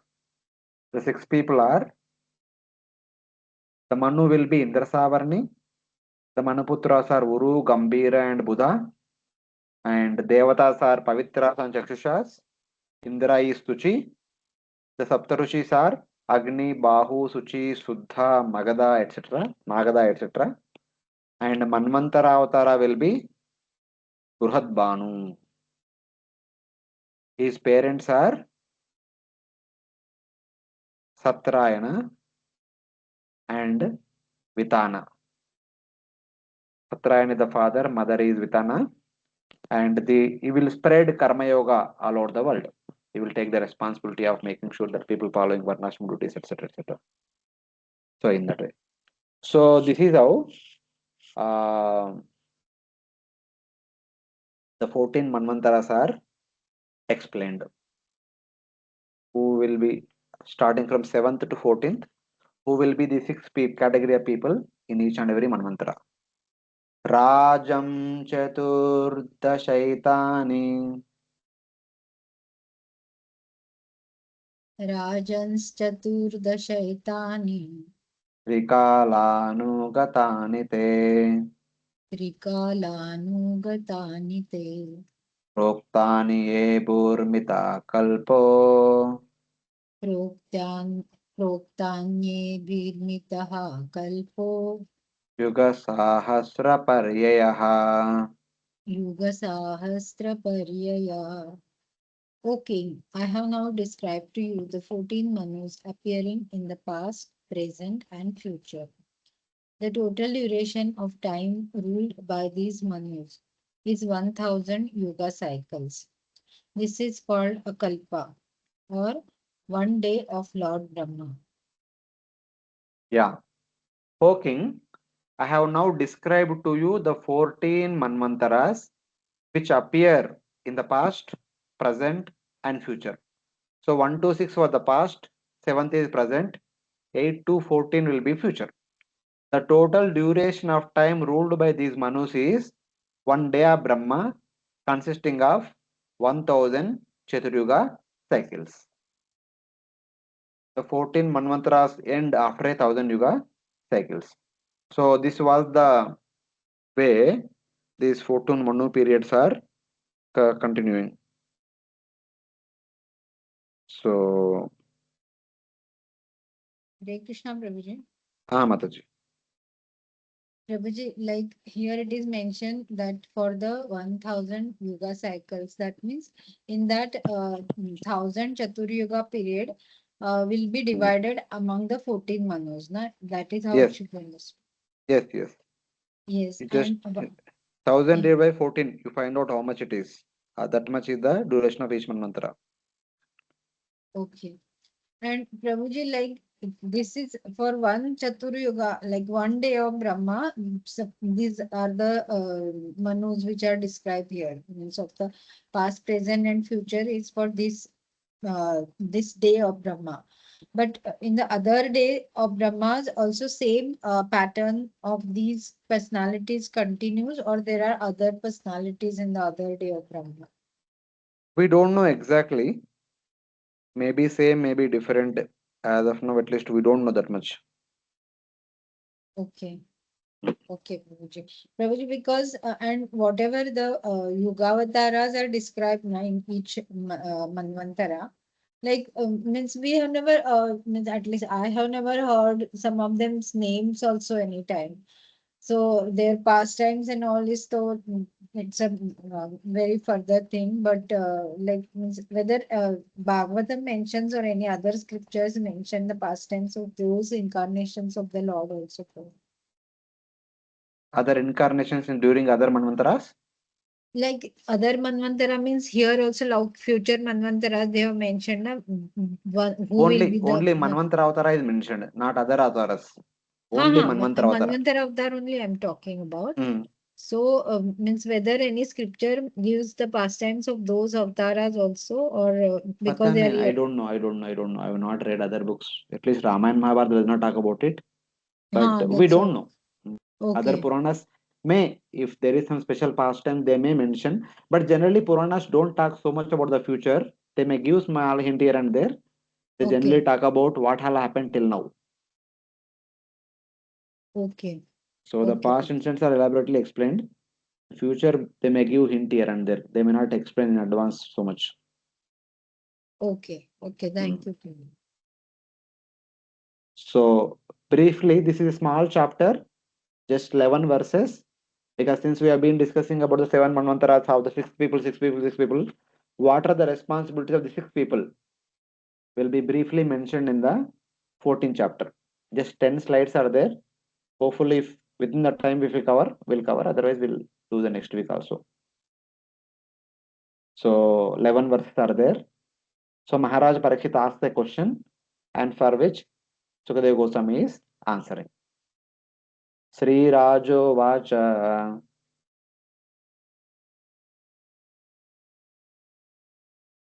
Sri Rajo Vacha Manvantareshu Bhagavan Manvantareshu Bhagavan Yata Manvadayastime Yatha Manvadayastvime Yasmin Karmani Yena Yasmin Karmani Yena Viyuktastadvadasvame. Niyuktastadvadasvame. Maharaj Parikshit inquired, O most opulent Shukadev Goswami, please explain to me how Manu and the others in each Manvantara are engaged in their respective duties and by whose order they are so engaged. So Parikshit Maharaj simply asking, what are their duties, whom they report to, under whose direction they perform their duties. Simple. Because this is the universal management. He is a king. He knows how things to be done, who will report to whom. So he was asking. Same thing. Sri Rushiruvacha Shri Manavo Manuputrascha Manavo Manuputrascha Munayascha Mahipate Muneyascha Mahipate Indrasuraganaschaiva Indrasuraganashchaiva Sarve Purusha Shasana. Sarve Purusha Shasana. Sukdev Goswami said, the Manus, the sons of Manu, the greatest sages, the Indras, and all the demigods, O king, are appointed by the Supreme Personality of Godhead in his various incarnations such as Yajna. The question is, what are their duties, whom they report? So the 6 people, 5 people report to 6th one. The Manu, Manuputras, Indra, Devata, Satyarishis, while doing their duties, they report to Manvantara Avatara. Because Manvantara Avatara is the overall in charge, overall supervisor. So in that way you can understand. The forms of the Lord who control are Yajna and other Manvantara incarnations. The Manvantara incarnation is the whole soul responsible to maintain the Dharma during that Manvantara period. So in that way.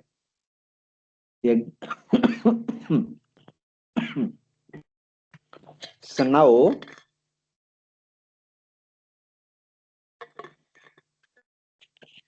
from verse number 3 to 7, there is a discussion about what are the duties of all these 6 people, starting with Manu all the way up to Manvantara Avatara. Yajnadayoha Katita Yajnadayo kathita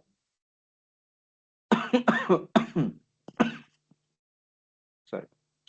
Paurushastanavo Nrupa Paurushastanavo Nrupa Manvadayo Jagatyatram Manvadayo Jagatyatram Nayanti Abhi Prachodita. Nayanti Abhi Prachodita. O king, I have already described to you various incarnations of the Lord, such as Yajna. The Manus and others are chosen by these incarnations, under whose direction they conduct the universal affairs. So what is the duty of the Manvantara Avatara? One is, anyway, all of them others are reporting Manvantara Avatara. And what else Manvantara Avatara will do? I have already described to you various incarnations of the Lord, such as Yajna. The Manus and others are chosen by these incarnations, under whose direction they conduct the universal affairs. So,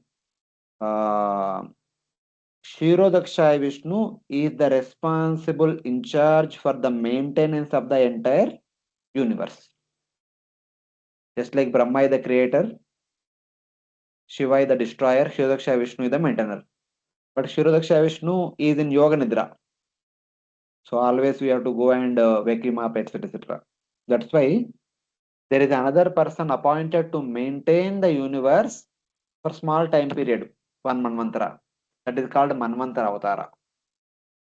That Manvantara Avatara stays in this Mahavaikuntha, which is located just above Satyaloka, which we discussed during the 5th Manvantara time period, Lord Vaikuntha, etc. So, it is he who is held responsible to maintain the Manvantara duration. And he will do with the help of these 5 people. So these 5 people do their respective sevas, and time to time they report to this Manvantara Avatara, who will be in this Mahavaikuntha above Satyaloka. So that is his responsibility. He took the responsibility for 1 mantra period and he will maintain, but while maintaining, he takes the example of all these 5 people. Saptarushis, Indra, Devatas, Manu and Manuputras.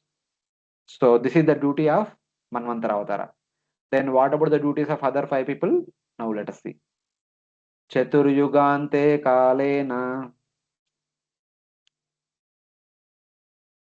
Chaturyugante Kalena Grastan Shrutiganan Yata Grastan Shrutiganaanyatha Tapasa Rushayo Pashyan Tapasa Rushayo Pashyan Yato Dharma Sanatanaha. Yato Dharma Sanatana. At the end of every 4 yugas, the great saintly persons, upon seeing that the eternal occupational duties of mankind have been misused, re-establish the principles of religion. So now the duties of the Saptarishis. So at the end of every 4 yugas, That means at the end of Kali Yuga, the sages see by their austerity that the Vedas by which eternal Dharma is established have been lost with time. At the beginning of Satya Yuga, the Dharma will be full in 4 legs. The 4 legs of Dharma are 100%. And by the end of Satya Yuga, they become 75% each. Then Treta Yuga will begin. By the end of Treta Yuga, they become 50% each. Then by the end of Dwapara Yuga will begin. And by the end of Dwapara Yuga, all the 4 pillars of Dharma will be 25% each. And by the end of Kali Yuga, which began with 25% of each pillar of Dharma, become 0%. Dharma will become completely zero.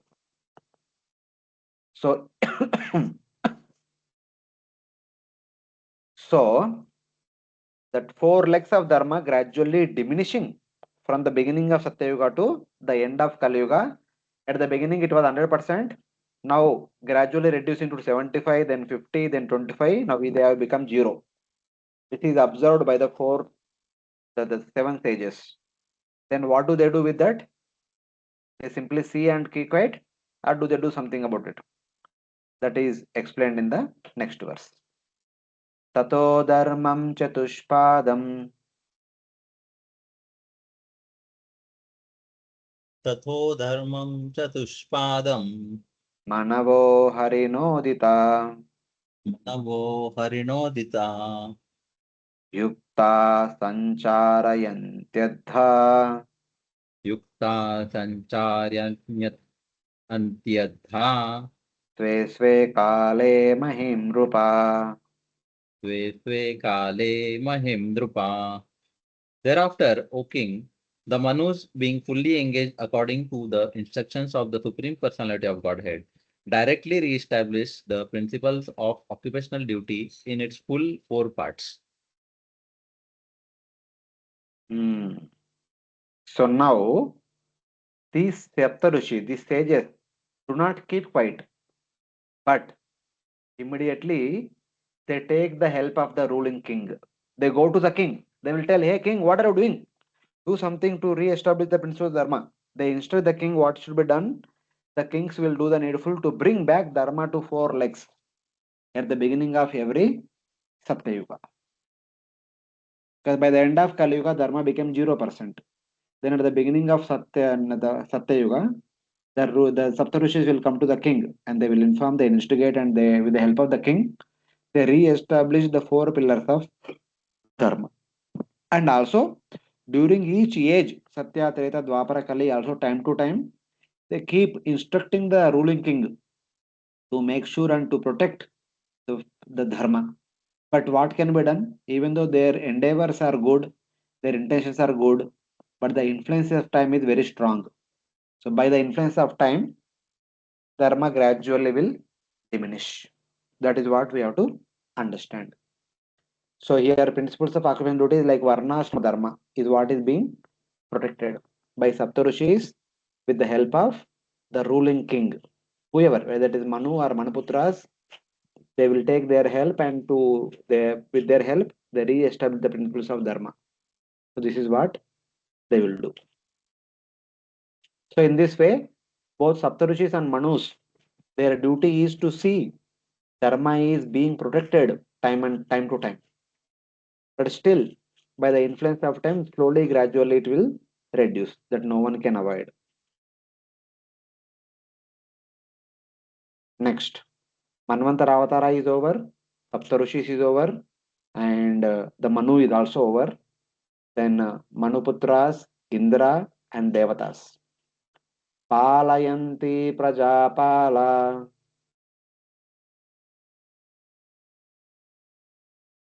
Palayanti prajapala Yavadantam Vibhagasha.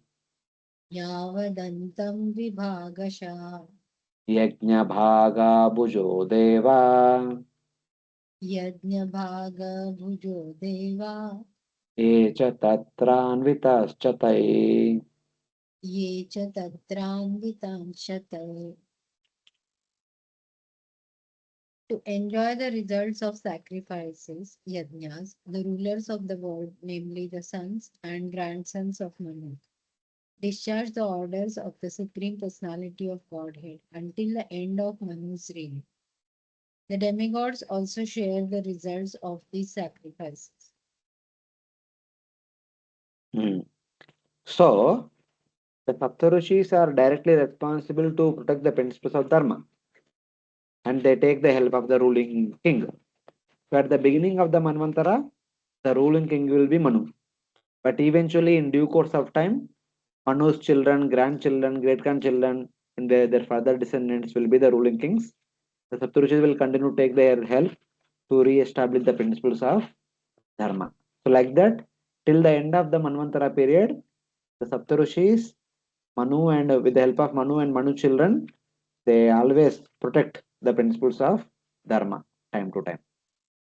And also, one important duty of the king is to protect the principles of Dharma. Other important duty of the king is to perform yajna continuously. Time to time, they need to perform yajna, which is the sustainer of the devatas. The devatas are sustained by this yajna. Taking the oblations offered in the yajna, the devatas are sustained. So, because devatas are sustained by the yajna performed by the king at the Bhuloka, the devatas in reciprocation, they also assist the Manu and Manuputras and Saptarishis in protecting the Dharma, principles of Dharma, by providing all the natural resources. See, either whether to practice Dharma, whether to protect Dharma, we need to be living. For us to live, we need all these natural resources: sunlight, moonlight, wind, etc., etc., etc. So they are all sufficiently provided by Devata so that we can live, we can protect Dharma, we can follow Dharma, we can practice Bhakti and come back to Godhead. So in that way, Manu's sons protect Dharma until the end of Manvantara. Their sons and grandsons in their turn, and the Devatas also protect Dharma. Devatas assist in protection of Dharma. How? On the top level, they maintain Dharma. At the bottom level, they provide us everything that is required so that we are sustained, we are taken care, and we can protect and practice Dharma. So in that way. Now, last, Indra. What Indra will do?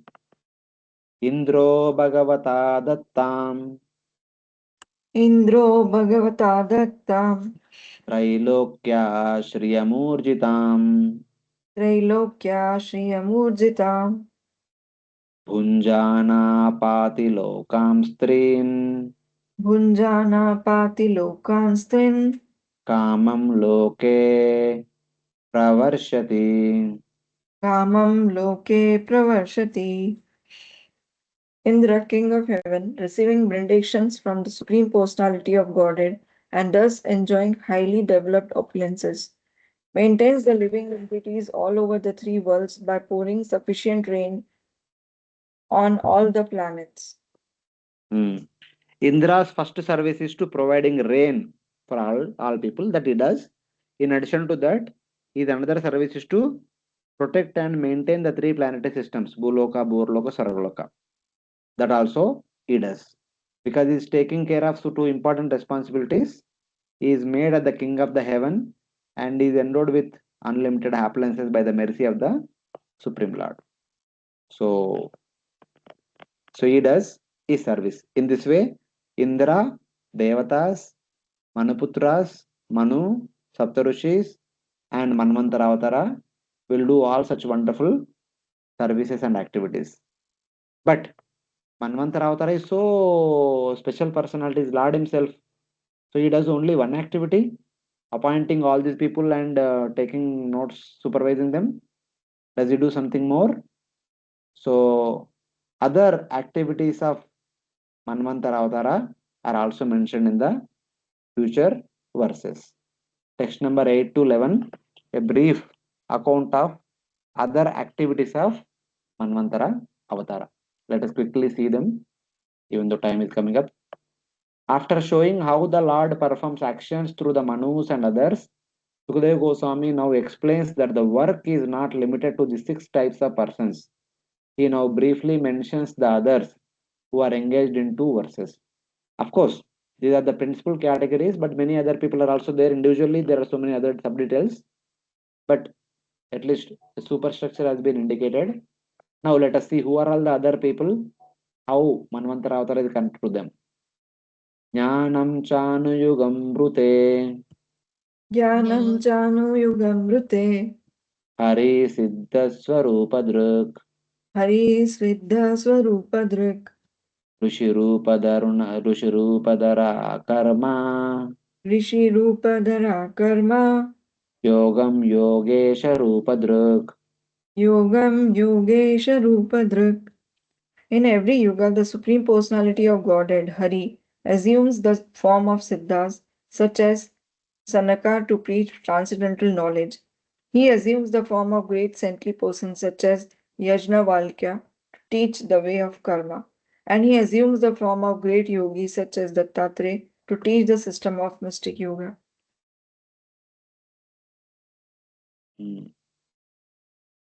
So here you can see in every yuga, that means Satya, Treta, Dwapara, Kali, the Supreme Lord assumes the forms of Siddhas such as Sanaka to preach transcendental knowledge, that is Jnana Yoga. In every yuga, to teach Jnana Yoga, the Lord takes the form of Shanaka, etc.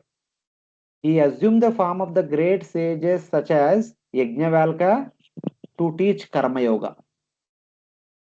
And he assumes the form of the great yogi Dattatreya to teach Ashtanga Yoga.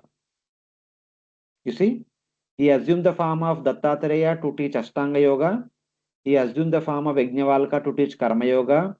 He assumed the form of the 4 Kumaras, Sanaka, Sanatana, Sanandana, and Sanat Kumara to teach Jnana Yoga.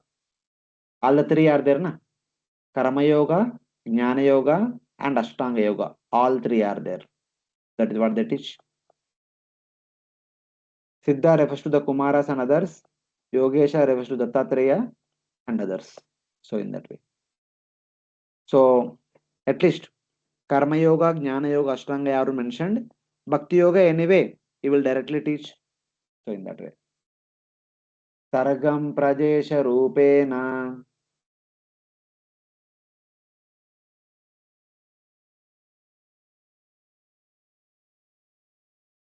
Hare Krishna, someone quickly. Just two, 3 more verses are there. That's all. Sargam Sargam Prajesha. Go ahead, Yes, Mataji. Swamiji. Sargam Prajesha Rupena Tasyun Hanya Swaradvapuhu. Dastyun Hanyat Swarang Papu Kala Rupena Sarvasam. Kala Rupena Sarvesham Abhavaya Prutagunaha. Abhavaya Prathaguna. In the form of Prajapati Marichi, the Supreme Personality of Godhead creates progeny. Becoming the king, he kills the thieves and rogues, and in the form of time, he annihilates everything. All the Yeah, different then. Uh, all the different qualities of material existence should be understood to be qualities of the Supreme Personality of Godhead. okay. So by becoming Marat, Marichi, Atri, etc., different Prajapatis, he produces various category of living entities. As the Prajapatis, he produces, because people there, then only things will go on. So in that way. And by becoming the king, because king represents Lord, he kills the thieves and rogues. And as time, he annihilates everything. So in that way. So these are other places where Lord represents the local responsible people. The king is represented the supreme Lord. So in that way. Prajesha refers to Marichi and others. The kings refers to Manu's sons, Manu and Manu's sons. He becomes uh, again he becomes again in order to destroy. All qualities such as fat and thin, aging and sensitivity rise from the Lord. So basically, he becomes time aging or time in order to destroy.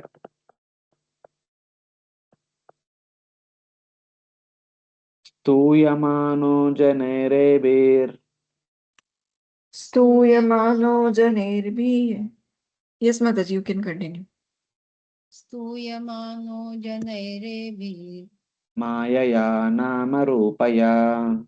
मायया नामरूपया Vimohitatmabirnana. विमोहितात्मभिर्नाना Darshanairna cha drishyate. दर्शनेन च दृश्यते. People in general are bewildered by the illusory energy, and therefore they try to find the absolute truth, the Supreme Personality of Godhead, through various types of research and philosophical speculations. Nonetheless, they are unable to see the Supreme Lord. So the bona fide paths are Karma Yoga, Jnana Yoga, Ashtanga Yoga, and Bhakti Yoga. But in addition to these, different people will come up with different philosophies, try to understand Supreme Lord, the absolute truth. But being influenced by Maya, they will never ever understand the absolute truth. Because the Lord's intentions and Lord's motives cannot be understood. All other philosophies are simply the philosophies bewildered by Maya in that way. Since the Lord is able to perform all these activities just by His will, what is the use of all these separate persons endeavoring? So if Lord is doing everything, what was the use of other people? Lord alone can do everything. Why does He need all these people? Why do other people are existing? Then the answer is, though the Lord is defined by many knowers of scriptures who are bewildered by Maya with many names and forms, with philosophies like logic, He cannot be seen. This means that though His actions are glorified, the Lord's intention is hard to understand. So basically, the different philosophies may speak about the Lord in different ways. That is only according to their understanding, but the Lord's real intention cannot be understood by these different philosophies. So, in like this. So basically, the understanding is that even though Lord is doing so many things, why Lord is doing so many things, how Lord is doing so many things, very difficult to understand and decipher by ordinary mindset. That is the understanding. Even though apparently seems to be doing things like us, around us, but he remains transcendental to all these external activities. So now, the last and most important activity of Manvantara Avatara. The Manvantara Avatara, by becoming four Kumaras, he was teaching Jnana Yoga. By becoming Dattatreya, he was teaching Ashtanga Yoga. By becoming Yajnavalka, he was teaching Karma Yoga. By becoming different Prajapatis, he was producing different progenies. And by becoming the Manu and Manuputras, he was protecting Dharma and punishing the sinners. And by becoming Kala, as Kala is destroying everything in due course of time, like Dharma is destroyed from Satyayuga to Kali Yuga, 100 to 0% became. So, the most important and the last activity of the Manvantara Avatara.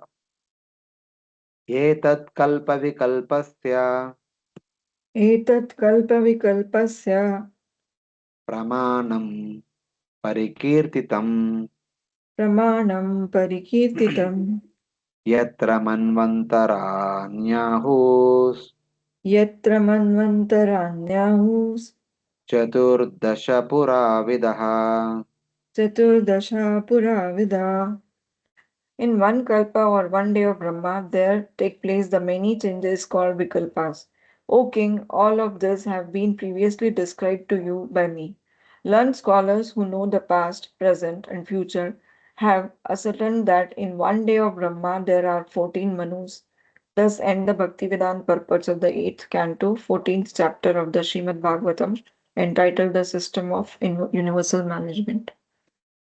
I thought that reference is here, but it is not there. The most important service of the Manvantara Avatara is, it is he who appears in each and every yuga as the Yuga Avatara to teach Bhakti Yoga.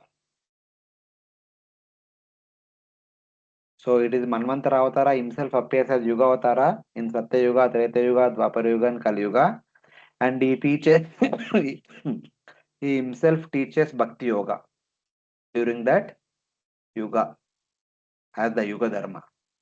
Through other forms, he is teaching other sadhanas like Karma Yoga, Jnana Yoga, Ashtanga Yoga, but himself teaches Bhakti Yoga. That reference actually not here. I think it is in Laghu Bhavatamrita given by Srila Rupa Goswami. But anyway, in this chapter also we can take a hint from this. Here this verse. Jnanam Chana Yugam Brute Hari Siddha Swarupadruk. So here Hanu Yugam. Every Yuga, just like he is teaching Jnana Yoga and Karma Yoga and Ashtanga Yoga. Similarly, he himself appearing as Yuga Avatara, he teaches Bhakti Yoga. That is, from this verse you can also deduce that. So finally, in conclusion, he said, this is how the 14 Manus are taken care by the Supreme Lord and with the assistance of other people. And thus, I have given the 14 divisions of a particular day of Brahma, as it is described in the previous Shastras, etc. etc. I have given the evidence of the recurring divisions of a Kalpa, in which scholars describe 14 Manvantaras. So this is a brief info about what are the duties of all these 6 category of people during the 14 Manvantaras. This is how each person has an individual responsibility, individual seva, and they keep doing it for the well-being of people in general, so that all of us can practice sadhana and come back to Godhead. That was the main intention. Hare Krishna. थोड़ा late हो गया Hare है. Krishna, Prabhuji. Prabhuji, just one thing, like you mentioned that these Manvantara avatars appear in each yuga as yuga avatars also. That means Yes. that means like 71 Chaturyugas if you count for one Manu. That means means Prabhuji, each yuga will have No, each only four. Only four Yuga Avataras. The four will be repeating every Yuga. Every Satya Yuga Avatara will be repeating every Satya Yuga. Treta Yuga Avatara okay. will be repeating every Treta Yuga. Like four only. Okay, Not four 71 only. into 4. Okay. And Prabhuji, I just out of curiosity, I have this question that 71 and half means what happens? Means in between that half, one of the Chaturyuga, the other Manu starts ruling. That means after one Manvantara is over, there is no gap or there is no Anshik Pralaya or something like that. No? Immediately There is a mention about there is a small Pralaya, but that will actually there is a Sandhi period. One Manvantara, the other Manvantara period, there is a Sandhi period equal to one Satya Yuga. During the Satya Yuga, there is a small Pralaya. So few people will be removed. So that will be done. But there is a time gap also. One Satya Yuga time gap is there. That is the time to change from previous Manvantara to next Manvantara. Okay. That is called Sandhi. Okay, Prabhuji. Hmm. That means this will happen in one of the days, means in between only, no, one of the yugas. Because 71 and half means There are 71 full yugas, and there okay, is one Satya Yuga which is Sandhi. That is separate Satya Yuga. Afterward, there okay. will be another Satya Yuga which is first Chatur Yuga. Oh, for the Sandhi period there will be one. The Sandhi is exclusive Sandhi. That is not called Satya Yuga, but the time period is equal to Satya Yuga. So in that way. Okay. Thank you so much. Hare Krishna. Okay. Other devotees have any questions? Any comments? Thank you, Prabhuji. Hare Krishna. Thank you very much for joining also. Thank you very much. Thank you, So, if no questions, we'll stop here. Grantara Srimad Bhagavatam ki Jai Shri Prabhupada ki